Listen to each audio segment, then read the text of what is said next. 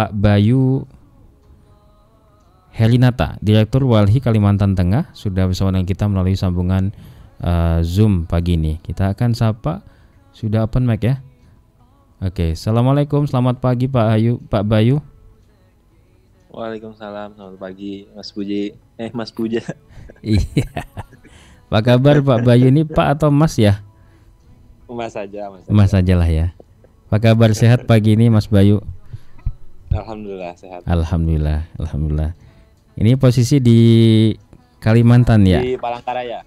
Di Palangkaraya. Tengah. Kotanya atau di kotanya Palangkaraya, ya? Ibu kota provinsi. Siap. Mudah-mudahan di sana cuacanya baik, sehat pokoknya Mas Bayu ya.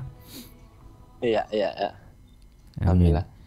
Baik, ini dari Solo Mas Bayu, ada Pujo. Pagi ini kita bicara dengan para pendengar. Pagi ini kita soal food estate ya. Sebetulnya sudah berulang kita bahas juga, tapi juga kita masih perlu untuk kemudian mengetahui sebetulnya, karena kalau di area kita di sini juga kita belum bisa memantau, meskipun di Temanggung dan Wonosobo kabarnya juga ada food estate juga yang digarap oleh pemerintah. Jadi sebetulnya tidak hanya di Kalimantan saja, tapi juga ada beberapa titik food estate yang digarap pemerintah. Kalau spesifik di tempatnya Mas Bayu, seperti apa sih kondisinya untuk food estate itu? Kalau tadi saya sampaikan di awal, Pak Andi Amran, mentan kita sudah panen keberhasilan yang di Kalimantan itu, yang di Gunung Mas. Iya, itu juga gimana ya, maksudnya perlu diverifikasi ya kalau menurut kami. Karena sampai hari ini yang kami temukan dari hasil monitoring lapangan ataupun kajian yang kami lakukan di Walhi Kalimantan Tengah bersama dengan kawan-kawan akademisi juga seperti itu. Food estate di Kalimantan Tengah ini kan ada dua sebenarnya ya. Jadi padi yang dikelola langsung oleh Kementerian Pertanian itu di Kabupaten Pulang Pisau dan Kabupaten Gunung Mas. Indikatif area ya, pengembangan pangan ini mencapai 165.000 hektar. Wow. Terus yang kedua itu food estate Singkong ya, yang awalnya itu dikelola oleh Kementerian Pertahanan. Itu di Kabupaten Gunung Mas, Kabupaten Pulang Pisau, dan Kabupaten Kapuas sedikit. Nah, areanya itu seluas 31.000 hektar.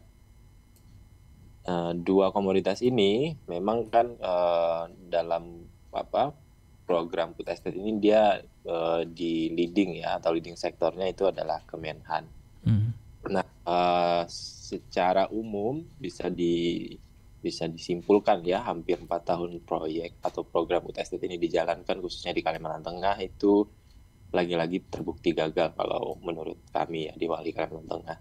Dan ini juga sebenarnya ya tadi berdasarkan banyak faktor ya, misalnya yang menurut kami menjadi faktor penting adalah terkait dengan kesesuaian lahan atau tanah. Yang kedua itu bagaimana sosial ekonomi masyarakat yang ada di sana. Itu dua aspek penting yang menurut kami menjadi faktor yang dalam implementasinya itu gagal dijalankan oleh proyek. Kalau yang soal kesesuaian lahan yang dipakai di sana itu lahan apa Pak, Mas Bayu? Nah, food estate padi itu kan dia di ekosistem gambut ya, di lahan gambut yang mana juga sebelumnya itu menjadi lahan pengembangan pangan yang dilakukan pada rejim Soeharto 1995 sampai 1998 itu. Jadi ada 1 juta hektar lahan yang rencananya akan dikembangkan menjadi lahan pangan seperti itu untuk padi juga. Kalau yang Singkong itu dia mengalokasikan lahan dari hutan alam yang ada di Kabupaten Gunung Mas seperti itu. Nah, balik lagi ke tadi, kenapa kami bisa bilang ini gagal ya, faktor-faktor itu tadi yang menjadi menurut kami ya menjadi pertimbangan utama bagaimana proyek ini seharusnya dijalankan dan bisa dijalankan. Karena tadi kalau kita bicara sejarah pengalaman sebelumnya di Kalimantan Tengah kan ada PLG yang saya bilang tadi, pengembangan lahan gambut 1 juta hektar 1995 sampai 1998 dan itu dinyatakan gagal oleh pemerintah karena dia tadi tidak ada kajian yang komprehensif bagaimana satu wilayah atau satu lahan itu bisa dijadikan lahan pertanian.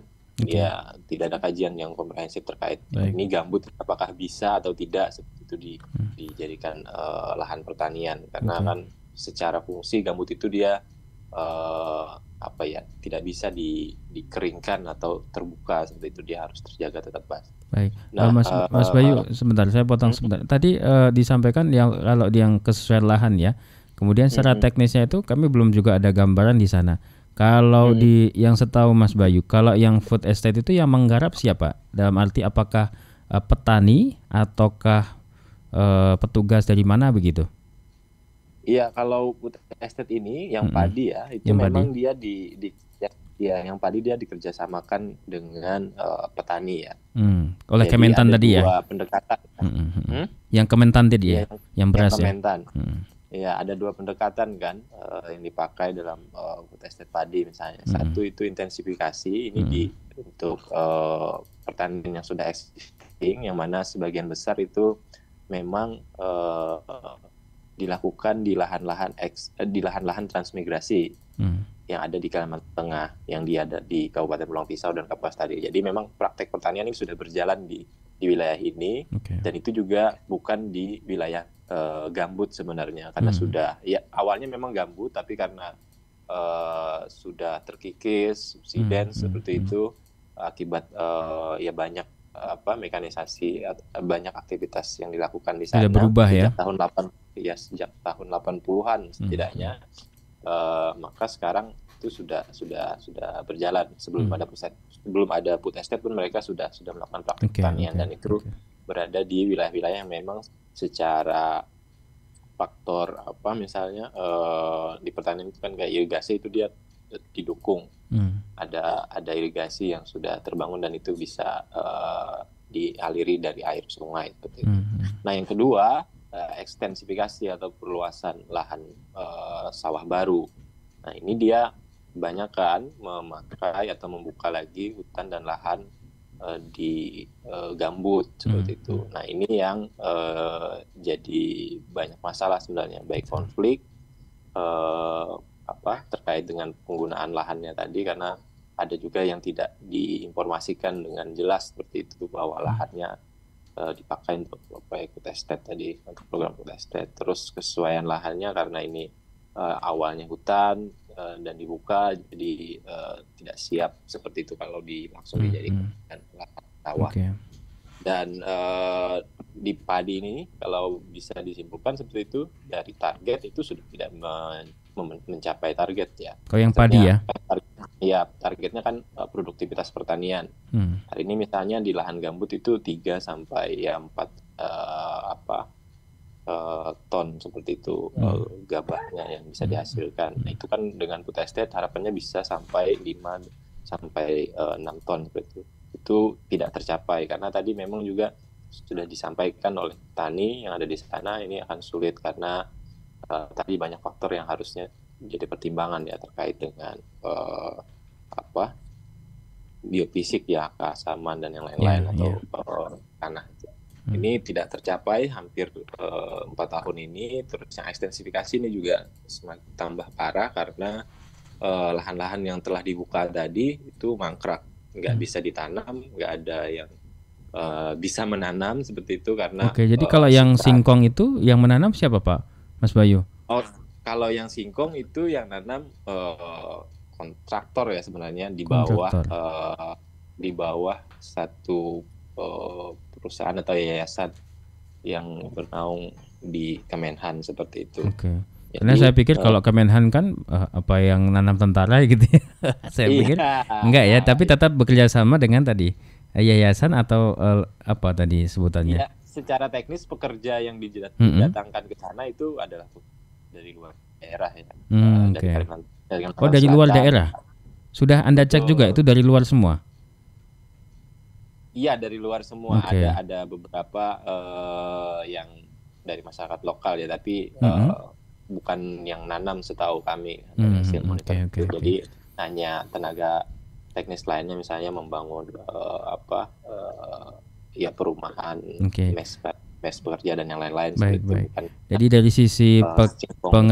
pekerjanya pun juga untuk pelibatan lokal, Anda melihat ini tidak begitu banyak menyerap warga masyarakat sekitar sana juga, Mas ya? Enggak juga kalau Enggak juga. menyerap karena ya tidak banyak juga di proses-proses awal, khususnya singkong ini ya. Singkong ini kan dia dibuka hutan itu untuk lahan singkong itu pada akhir tahun 2020. Iya, 20-an ya, 2020.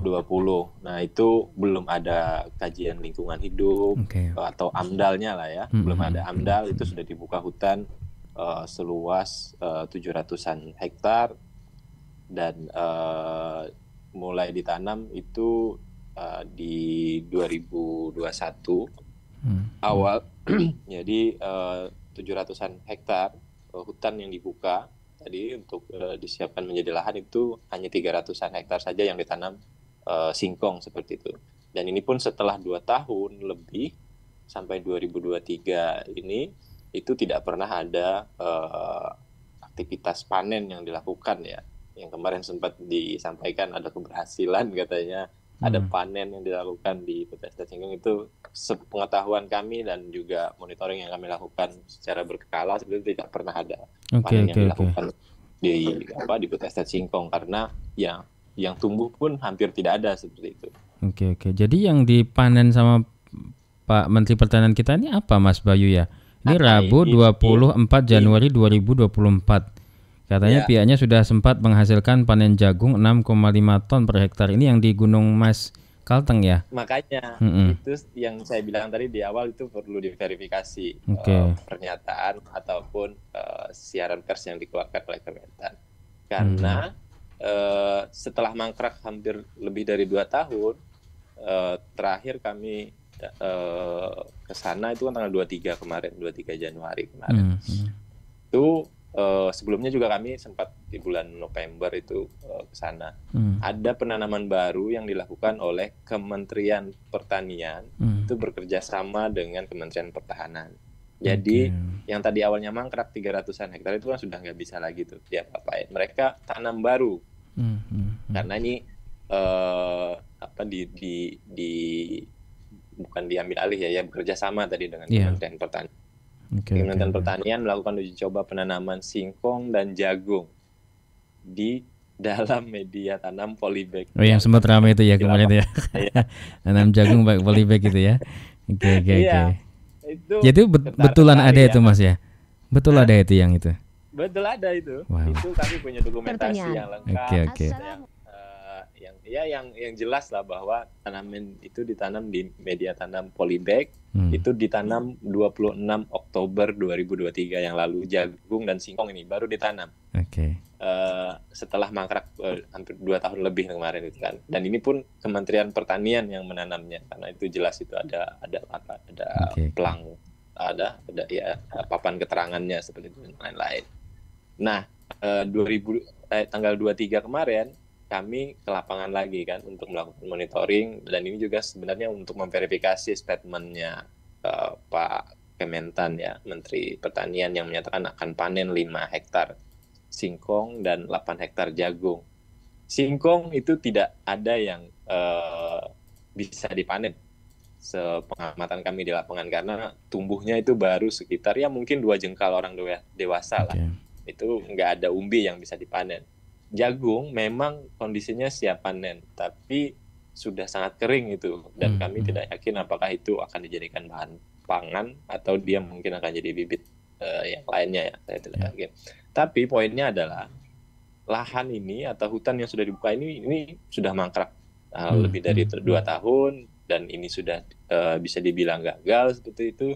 Tapi ada upaya untuk menjustifikasi kalau bahasa kami itu, untuk mencari pembenaran bahwa lahan ini masih bisa ditanam dengan diganti komoditasnya atau jagung seperti itu. Yang mana ini pola-pola atau modus yang juga kami lihat ya di beberapa wilayah yang lain, kota estate yang lain itu memang coba dilakukan tadi.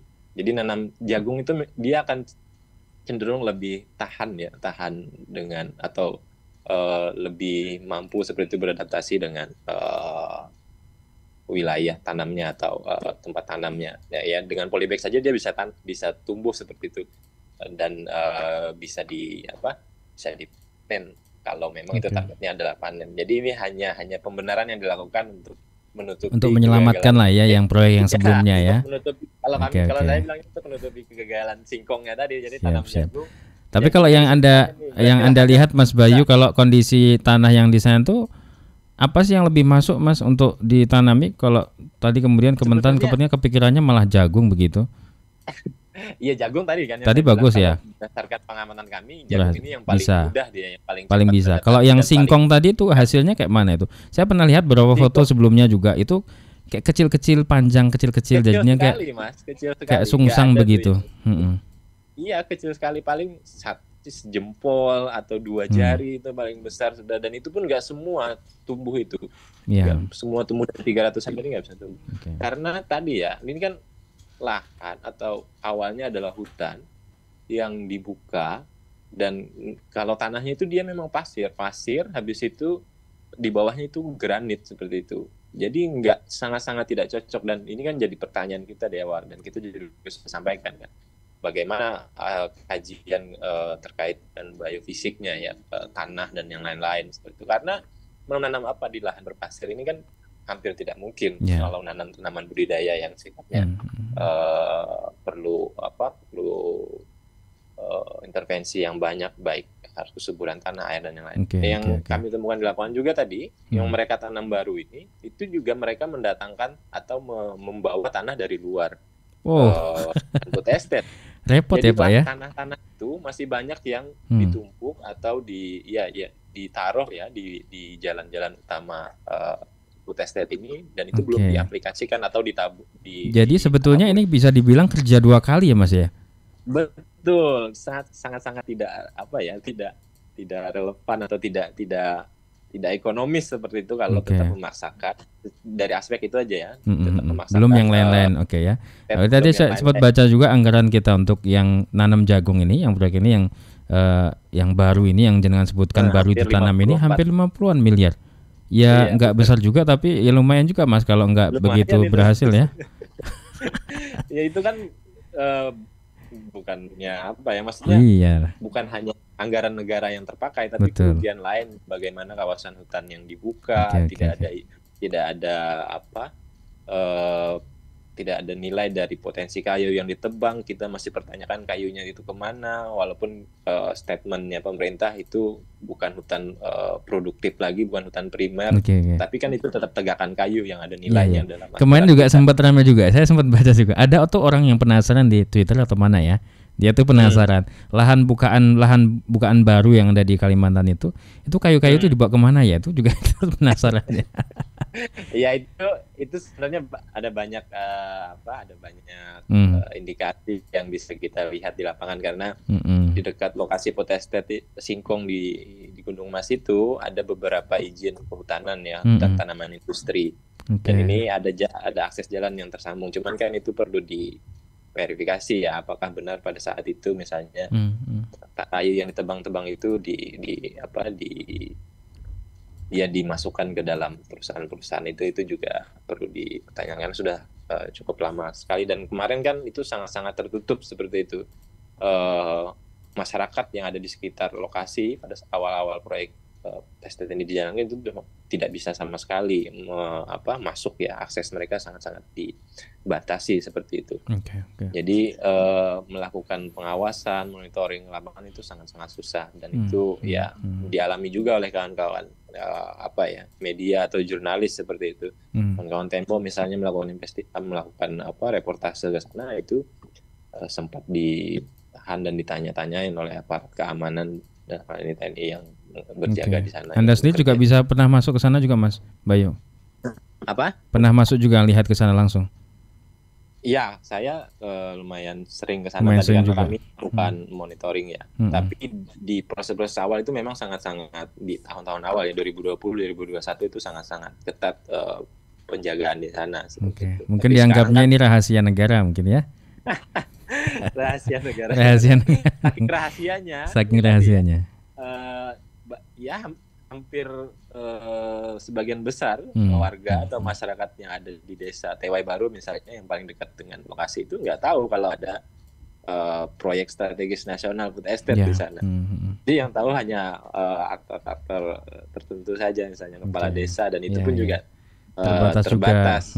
Karena di proses-proses awal sampai kepala desa pun tidak tahu desa yang masuk di atau dimasukin oleh area food estate ini, itu banyak yang tidak tahu. Karena kalau ngelihat di proses awal misalnya yang saya bilang tadi, area of interest untuk food estate Singkong ini kan dia awalnya 33.000 tuh. 33.000, tapi karena ada komplain yang dilakukan oleh warga bersama pemerintah desa, kepala desanya tadi ke pemerintah kabupaten, karena area yang ditetapkan sebagai area food estate ini itu masuk di lahan kebun, bahkan lahan pertanian masyarakat yang ada di sana yang juga sudah memiliki alasap misalnya. Jadi sekitar 2000-an itu di enclave, dikeluarkan dari area of interest-nya food estate Singkong ini. Tapi pun kawasan hutan atau hutan yang dikonversi menjadi lahan Singkong hari ini itu juga bukan lahan kosong atau hutan kosong, itu menjadi sumber-sumber penghidupan masyarakat adat atau lokal yang ada di sana. Jadi mereka memanfaatkan hutan di sana sebagai sumber pangan ataupun tempat mereka mencari hasil hutan, bukan kayu seperti. Sejauh ini Mas Bayu, apakah pernah ada atau terjadi konflik ataupun singgungan antara masyarakat di sana dengan proyek food estate ini? Sebagaimana kemarin kalau misalkan disinggung di Cawapres itu, di debat Cawapres, Caimin sempat menyebut ada konflik agraria segala macam dengan masyarakat. Kalau yang di tempat Anda itu, apakah sejauh yang Anda amati, apakah pernah ada singgungan antara masyarakat atau katakanlah konflik lah soal agraria ini? Ya, salah satunya saya sampaikan tadi, itu 2000-an hektar khusus di Singkong itu terjadi konflik di awal kan, tapi itu coba diselesaikan, dan tadi resolusinya adalah mengeluarkan 2000-an itu dari area food estate Singkong. Yang lainnya tidak jadi dipakai yang lainnya ya tadi bagaimana hutan yang sudah terkonversi itu menjadi sumber penghidupan, sumber ekonomi masyarakat lokal, khususnya masyarakat adat, itu juga terjadi konflik karena dipakai langsung saja konversi dan yang lain. Terus yang food estate padi juga sama, area-area ekstensifikasi itu banyak juga yang tadi pemilik lahan ataupun kebun yang dikonversi menjadi lahan sawah, itu juga mengalami konflik dengan dengan pemerintah dalam hal ini dengan kementeriannya tadi atau pihak di bawahnya ya. Tapi ya itu tadi karena ini proyek strategis nasional, kami juga temukan beberapa kali ada intimidasi yang dilakukan oleh aparat keamanan kepada masyarakat yang menolak atau menyatakan tidak mau terlibat dalam proyek ini. Itu juga kami temukan di lapangan seperti itu. Jadi ada banyak sekali sebenarnya dampak dari proyek food estate ini, khususnya tadi ke dampak lingkungannya, karena ini berkontribusi cukup besar juga terhadap kejadian bencana yang terjadi hari ini di Kalimantan Tengah, khususnya di desa-desa terdekat dari proyek food estate tadi ya. Sudah terasa juga Mas ya? Terasa juga? Iya, di Singkong itu kan dia baru buka 700 saja tuh. Dan ini sebenarnya areanya berada di area hulu atau hulu sungai yang mengalir ke pemukiman di desa Tewai Baru. Ini setelah pembukaan hutan itu terjadi banjir hampir setiap tahun di desa Tewai Baru yang sebelumnya tidak pernah terjadi banjir. Ataupun di desa-desa yang tadi dibuka untuk ekstensifikasi. Karena ekosistem gambutnya, lahan gambutnya rusak. Baik. Mas Bayu, ini kan tadi kita juga bicara soal food estate itu sebagai salah satu cara pemerintah untuk harapan ke depan, masa depan soal ketahanan pangan ataupun pasokan pangan nasional kita. Salah satu yang kemudian ditempuh atau dipilih pemerintah adalah food estate ini. Dari sekian banyak tadi penilaian Anda ataupun fakta-fakta yang terjadi saat ini kiranya layak untuk diteruskan dengan catatan ataukah menurut Anda satu proyek yang harus di stop atau dihentikan?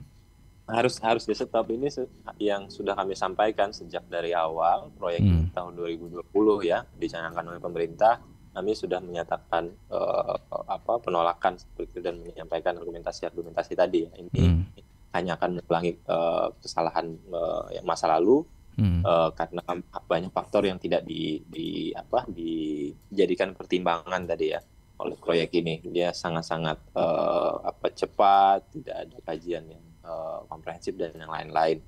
Itu sudah kami sampaikan di awal dan hanya akan menjadi beban masyarakat khususnya petani seperti itu yang dilibatkan, karena konsep food estate kan tadi lagi-lagi dia bagaimana pengembangan pangan, produksi pangan dengan skala luas dan monokultur jadinya kan. Ini banyak kajian juga sudah membuat seperti itu. Kalau konsep pertanian dibuat monokultur skala luas dan terpusat, ini banyak sekali faktor-faktor kerentanannya, khususnya di kegagalan panen dan yang lain-lain atau sampai ke distribusi hasil produksinya itu juga pasti akan terganggu. Karena itu juga kan yang salah satu menjadi tantangan kita atau argumentasi yang dipakai pemerintah pada tahun 2020 kan, karena pandemi COVID, pembatasan aktivitas dan yang lain-lain itu menyebabkan distribusi pangan kita terganggu karena sentra pangan kita lebih banyak hari ini kan di Jawa, sedangkan kita negara kepulauan. Nah, kalau konsep ini kan dijalankan itu kan hampir sama aja sebenarnya dengan yang terjadi hari ini. Nah, yang kami dorong sebenarnya kalau ini harus dihentikan, dan pastinya menghentikan juga bukan hanya menghentikan, harus ada upaya pemulihan yang dilakukan terhadap kerusakan lingkungan yang diakibatkan dari pembukaan hutan ataupun pembukaan gambut yang sudah terjadi tadi. Karena dampaknya ya kami rasakan sampai hari ini di Kalimantan Tengah. Warga di sana yang langsung merasakan dampak tadi Mas ya. Dampak kerusakan lingkungan itu pada musim kemarau kami kekeringan, kebakaran sampai ke polusi asapnya. Pada musim penghujan hari ini kami kebanjiran.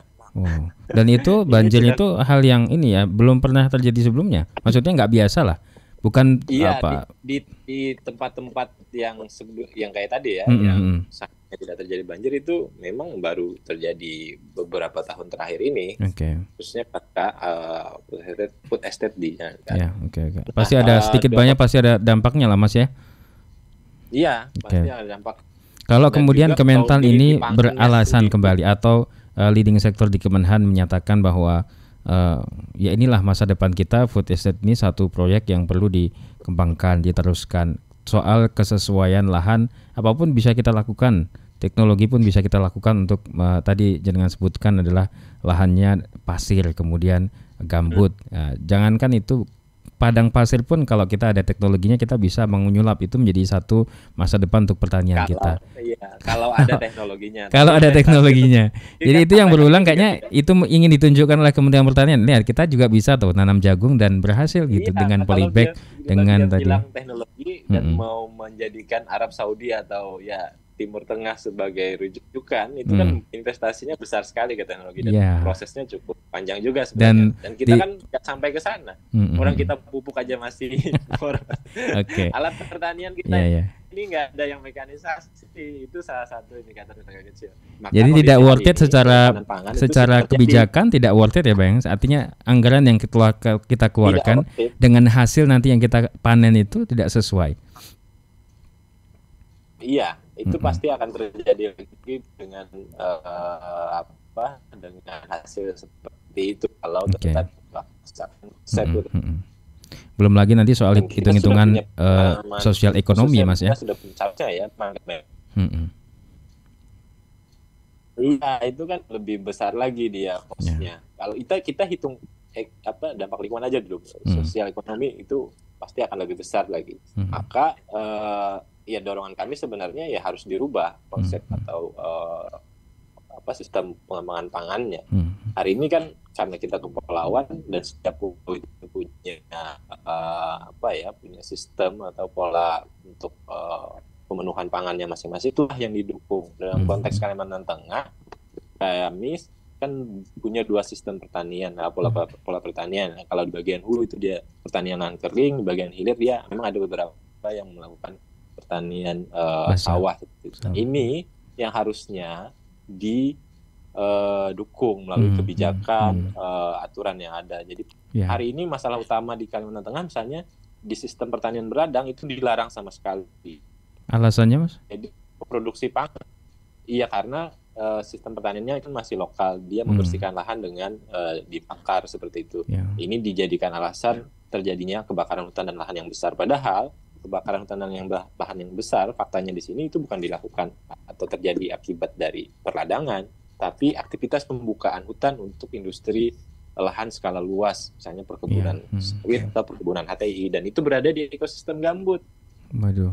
Itu sudah salah jauh sekali, dan ini jadi kambing hitam kan. Jadi sejak 2015 itu dilarang pertanian lahan kering dengan atau kami bilangnya berladang, dan ini sangat berdampak terhadap ketahanan pangan yang ada hari ini di Kalimantan Tengah. Karena kita tidak masyarakat tidak bisa lagi produksi pangannya sendiri. Mereka tergantung dengan distribusi dari luar, dari beli dan yang lain-lain. Ini sangat-sangat rentan, dan ini yang juga menjadi faktor penyebab besarnya terjadi konversi lahan pertanian menjadi lahan perkebunan hari ini di Kalimantan Tengah. Ini masalah-masalah yang cukup besar dan mendasar menurut kami yang harusnya dicarikan solusinya. Yang tadi saya bilang ini yang harus didukung. Jadi sistem pertanian ini harus diakui oleh pemerintah melalui kebijakannya, harus dilindungi prakteknya, harus dilindungi subjeknya dan objeknya. Lahan pertaniannya harus dilindungi dari konversi untuk perkebunan dan yang lain-lain. Diberikan dukungan melalui insentif ataupun program-program yang ada. Misalnya tadi kalaupun ini masih dianggap belum terlalu baik seperti itu, praktek atau pertaniannya, ya itulah yang didukung melalui peningkatan kapasitas dan yang lain-lain. Tapi itu tidak menghilangkan cara produksi atau cara-cara produksi yang sudah dilakukan seperti itu. Inilah yang menurut kami untuk menjawab pemenuhan pangan atau ketahanan pangan yang ada di masyarakat, khususnya di Kalimantan secara umum ya, karena sistem pertanian dua inilah yang dijalankan sampai saat ini seperti yang ada hari ini di Kalimantan. Baik. Jadi bukan food estate yang dia monokultur skala luas yang tadi tidak sesuai dengan tempatnya atau lahannya seperti itu akan sangat-sangat banyak faktor yang menjadi menjadi penyebab dari ketidakberhasilan atau kegagalan dari proyek yang dijalankan pemerintah. Baik Mas Bayu, kita masyarakat tuh juga kadang berusaha ya Mas ya untuk memahami apa keinginan dan juga rencana pemerintah gitu ya. Kemarin Pak Amran sempat menyinggung ya, soal food estate ini jangan diperdebatkan lah, jangan dibuat masyarakat tuh bingung ya. Ini tuh food estate tuh jangka panjang kita, mimpi kita, harapan kita untuk ketahanan pangan di Indonesia. Bahkan sempat menyindir gini, negara ini dibangun karena cerita optimis, bukan karena cerita gagal. Kalau ada yang selalu mengeluh itu manusia gagal, kata Pak Amran begitu. Jadi kadang tuh kita tuh masyarakat juga ini tuh sebetulnya bukan gimana? Dan belajar dari pengalaman ya. Bukan memaksakan sesuatu yang tidak logis baik secara. Tadi kalau kita hitung-hitungan ekonomis saja kan sebenarnya. Uji coba kok sampai 54 hektar cuman berapa 54 miliar cuman berapa hektar, dan itu nggak jelas seperti itu. Jadi narasi yang dibangun, tujuan yang diinginkan itu tidak sesuai dengan praktek yang dijalankan dalam di lapangan seperti itu. Hitung aja, kalau saya mau kasih contoh lagi, kan dia dibilang sebagai cadangan pangan cadangan pangan nasional.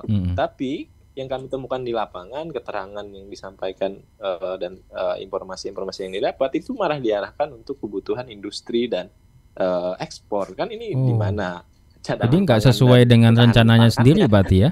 Saya faktanya itu loh yang dipelintar-pelintir dan narasi-narasi menyesatkan, malah munculnya bukan dari masyarakat, malah dari pemerintah sendiri kan hari ini.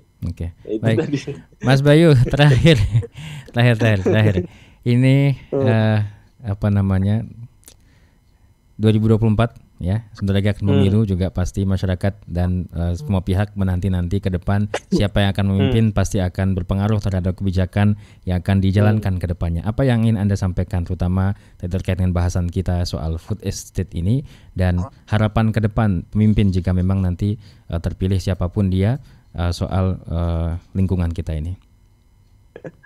Iya, melihat dari ya kalau indikatornya adalah debat kemarin dan kita yang sudah membaca misalnya visi misi paslon-paslon ini sebenarnya kalau saya sendiri melihat memang masih belum ada komitmen yang masih hopeless tegas. Ya. Iya, belum ada komitmen yang tegas dan jelas. Yang sudah ngasih janji aja kadang masih suka kita ragu ya Pak ya, apalagi nggak ngasih janji sama sekali. Masyarakat terhadap khususnya kami yang konsen di isu lingkungan hidup itu masih sangat-sangat jauh seperti itu. Tapi lagi-lagi tetap kita perlu untuk menyuarakan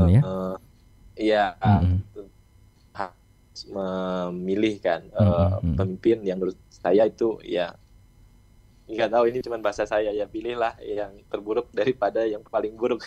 Terburuk daripada yang paling buruk, karena yang terbaiknya belum ketemu kita ya. Ya, lihat record dan juga track record dan latar belakangnya mana yang paling logis, yang mana dengan concern kita masing-masing, itulah yang